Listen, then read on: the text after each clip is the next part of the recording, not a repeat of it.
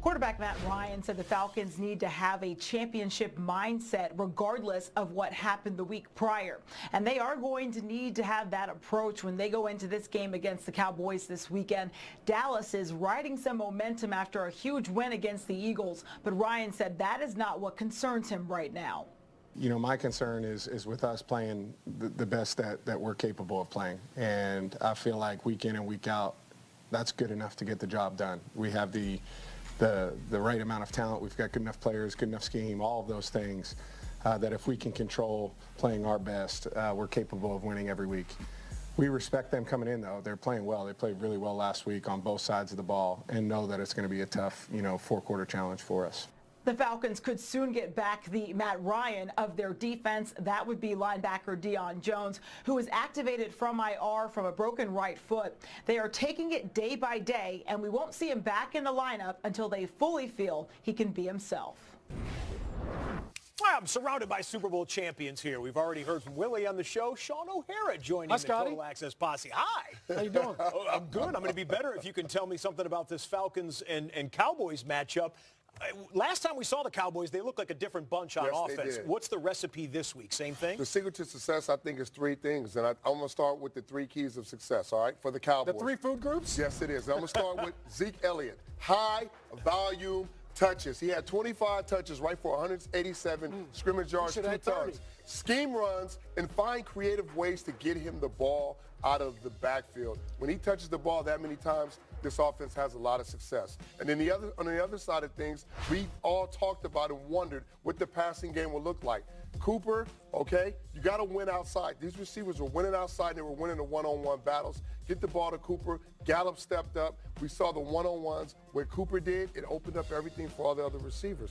Dak was able to throw the ball downfield, 270 yards passing. And then guess what? When you get up in a football game, you turn Marinelli's defense loose. So you get the pass rush. You get these schemes and these design guys with these games and studs up front. They get after the quarterback. They're one of the best defenses in the league at putting pressures on quarterbacks and finding ways to get turnovers. Leighton Vander Esch is starting to play some nice football, too. The rookie, he was not the most well-received first-round draft pick in the history of the Cowboys franchise. They appreciate him now, don't they? They appreciate him now. You got that right. Flip it over to the Falcons here for me, Sean. Find me a difference maker for Atlanta. Well, for Atlanta, really, it's Matt Ryan and really his two receivers, Calvin Ridley and Julio Jones. This is the one thing that I think is a mismatch for the Atlanta Falcons against the Cowboys. I don't think the Cowboys can cover these guys.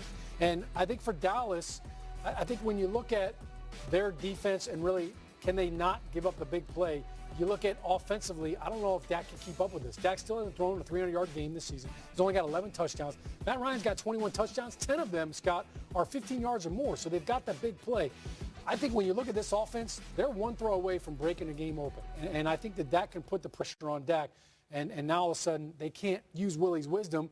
And if they find themselves down, they can't lean on Zeke. They're going to get away from the run game. So I look at the Falcons. They're coming off an awful loss against Cleveland, where defensively they gave up 211 yards rushing. Nick Chubb went Chumbawamba on them. And I think when you look at what they did offensively, I mean, they totally wet the bed.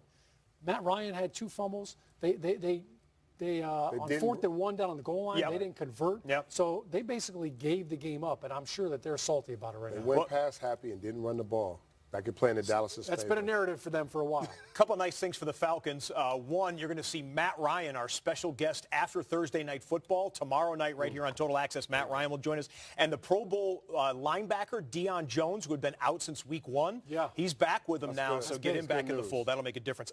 Okay, Dallas Cowboy fans, what is about to happen next here on NFL Total Access may be disturbing to some. We have put James Jones over at what we call the touch screen with the Dallas Cowboys remaining schedule. I appreciate it, Scott. Listen, man, I know it's a lot of Cowboys fans out there, but listen, I'm going to tell you how you guys are not going to make the playoffs right here. Listen, starting off in the Dome, in Atlanta, hot offense. That's an L right there. Then Redskins come to town. The Redskins already beat them. They already got the formula, the game plan. They're going to lose that one as well right there. Back up. They got the formula, but they don't have the personnel. You know, they're banged up. They got injured offensive linemen. How are they going to put points on the board if the Dallas Cowboys jump out on them? Well, you get Big Williams back. Alex Smith does not turn the ball over. They play defense. They're going to take an L right there to Cowboys. Well, I think I know what this next one is. We all know right here what's going to happen. Another L. Now, that's 3 in a row. We might be talking about somebody getting fired like Scott said. That's a wrap. It's over for them. But listen, I'm going to say they got pride.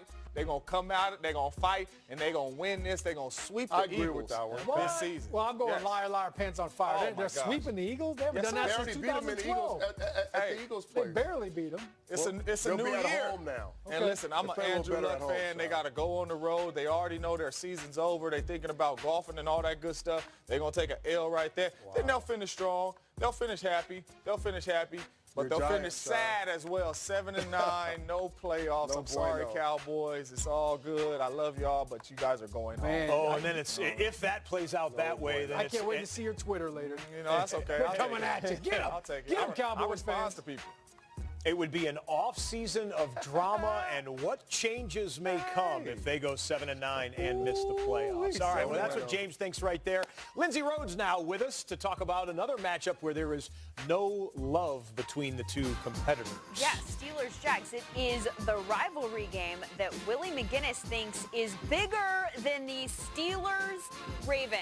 He said that in our meeting today. Definitely got my attention, also raised an eyebrow or two, but then he backed his statement up with reasons, and he will share those with you after the break.